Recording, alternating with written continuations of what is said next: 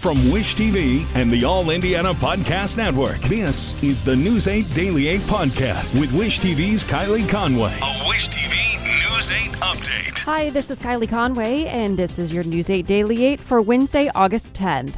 Although we might get a spotty shower, maybe a storm at any point during the day, it's going to really be mainly dry and a beautiful day. Humidity is going to feel just kind of uncomfortable, which, given what we have had, it's going to feel pretty nice outside. Highs are going to be in the upper 70s to low 80s. This morning, a Richmond Canine police officer is fighting for her life after she was shot during a traffic stop. Authorities say 47-year-old Philip Lee shot several rounds at Officer Sierra Burton and other police officers. Lee was driving a moped near 12th and C Street, according to police. It was around 6:30 last night when officers pulled Lee over. Police say Burton responded as well, and her canine partner, Brev, alerted to possible narcotics. Police say then Lee pulled out a gun and started shooting several rounds at Officer Burton and the other officers. Officers returned fire, also hitting Lee, but Lee got away. He was eventually found and is now in custody. Medics took him to a Richmond hospital. A helicopter took Officer Burton to a hospital in Dayton, where she is listed in very critical condition. Tonight she needs our prayers. Our department needs our prayers, and I'm thankful that our officers were able to apprehend the assailant that committed this violence that just will not be tolerated in the city of Richmond. And it was very heartwarming to see the response by my entire department. And that's one of the things that we need to focus on in modern day law enforcement is the family concept, team concept. And I saw that tonight. Officer Burton is 28 years old. She's been with the Richmond Police Department for 4 years. Authorities tell us she's engaged and set to be married next weekend. The Wayne County prosecutor will now determine criminal charges against Lee. And the state of Indiana says goodbye to U.S. Congresswoman Jackie Walorski today. News 8's government reporter Garrett Berquist reports from Granger, where the representative will be laid to rest later this morning. We expect several hundred people will attend the funeral at Granger Community Church later this morning. We've heard already from constituents and longtime friends who say they're going to miss the example Congresswoman Walorski set. Walorski's constituents say they'll miss her accessibility and her personability. They say she set an example for public servants. She had respect for people, and she had a warmth, like I've heard before, and it's true.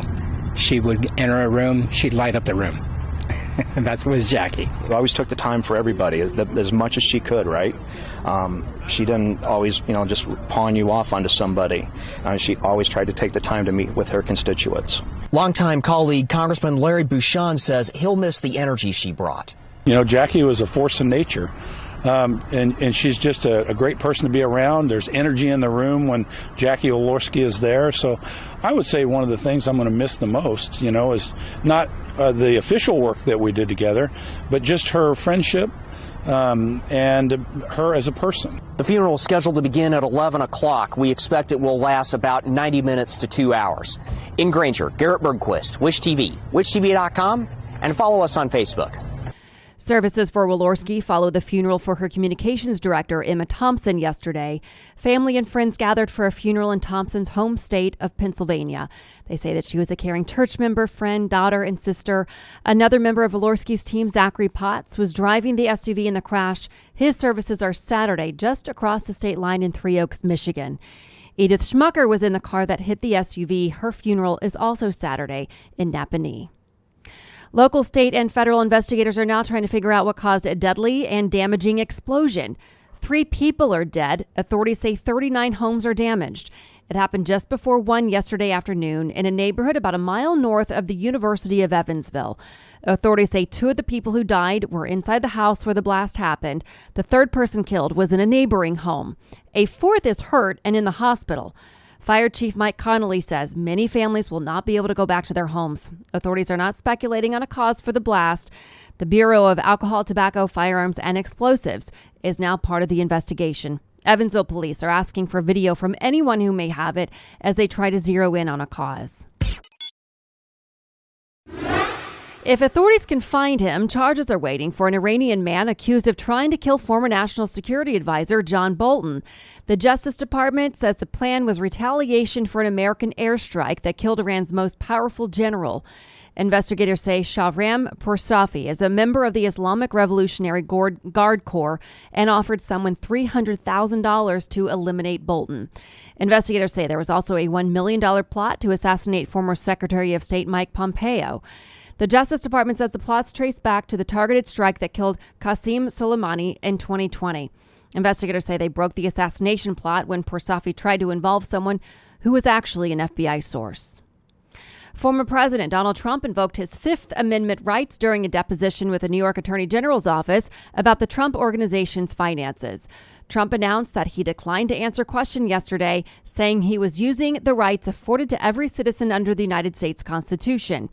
After leaving, he described the meeting as very professional in a post on his Truth Social platform.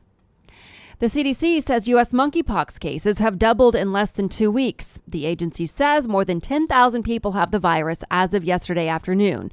The nation was at 5,000 cases less than 2 weeks ago, and the first U.S. case was reported less than 3 weeks ago.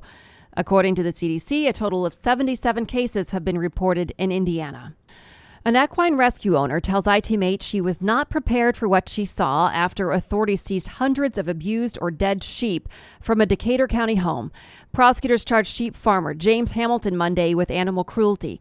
The county health department recently deemed his home uninhabitable. Our ITMate discovered authorities found close to 100 sheep inside and at least 24 dead sheep in the barns and fields.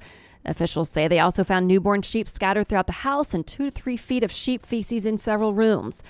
Deb Richards volunteered to take the more than 300 sheep to her rescue. And it's like, holy, they're coming out of the woodwork.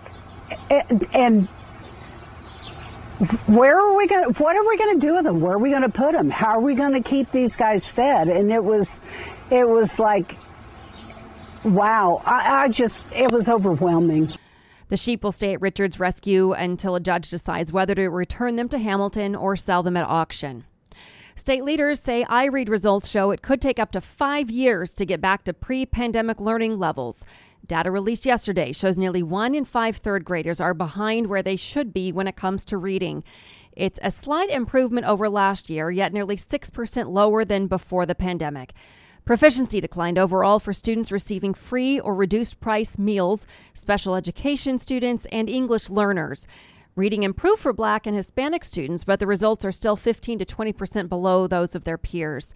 More than 20,000 second graders also participated in the assessment. 62% passed or are on track to pass next year. To business headlines, the average price of a gallon of unleaded gasoline in the U.S. fell below $4 a gallon Wednesday, a 21% drop from June's peak as demand for oil softens around the globe.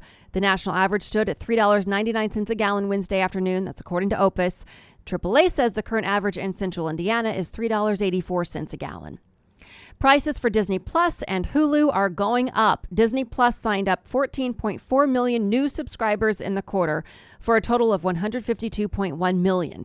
The Disney bundle, which includes Hulu with ads, Disney Plus with no ads, and ESPN Plus, will go up $1 to $14.99 a month. As previously announced, the price of ESPN Plus will increase by a whopping 43% on August 23rd to $9.99 a month.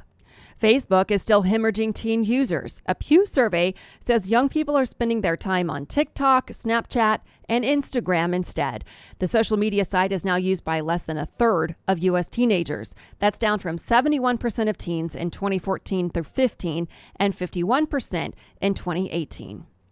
Samsung just unveiled its 4th generation of foldable smartphones for as low as $99.99. Consumers can pick up the Galaxy Z Flip 4 for $99.99 and the Galaxy Z Fold 4 for $799.99 if they pre-order the phones before August 25th with an eligible trade-in.